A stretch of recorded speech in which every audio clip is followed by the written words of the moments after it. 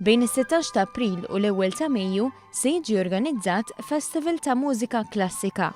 Festival li ċ-Ċermen tal-Fondazzjoni tal-Valletta 2018 Micallef iddeskriva bħala extravaganza ta' mużika li żgur se tinżel tajjeb ma' daw kollha dilettanti tal-mużika. Dan huwa l-Ikbar Festival ta' Mużika Klassika laqgħat ġie organizzat fil-Belt Valletta fl-aħħar snin. Il-Malta International Music Festival huwa extravaganza ta' mużika klassika u allura għandek festa sħiħa għal dak kollha l-entużjasti kollha li jsegwu il-mużika klassika. Id-dettalji dwar is-sitt edizzjoni ta' dan il-festival tabru f'konferenza tal-aħbarijiet f'Dar il-Mediterran, propju fil-post fejn se jingħata bidu lil dan il-festival permezz ta' gala night fis-16 ta' April.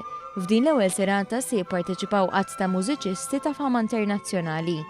Il-maestro tal-Orkestra Filarmonika ta' Malta Sigmund Mifsud qal illi l-fatt li l-Orkestra Maltija se tikkollabora ma' mużiċisti ta' fama internazzjonali se tola r-reputazzjoni tal-istess orkestra. Għalhekk dan il-festival il-fatt li għandek dawn l-artisti internazzjonali qed jitfa' lill-orkestra tagħna u għalhekk anke lil pajjiżna fuq skala internazzjonali. Żied jingħad li matul dawn il-15 se ssir kompetizzjoni ta' mużika bil-pjanu bejn artisti barranin u oħrajn lokali, bir-rebieħ jingħata premju ta' 200,000 euro.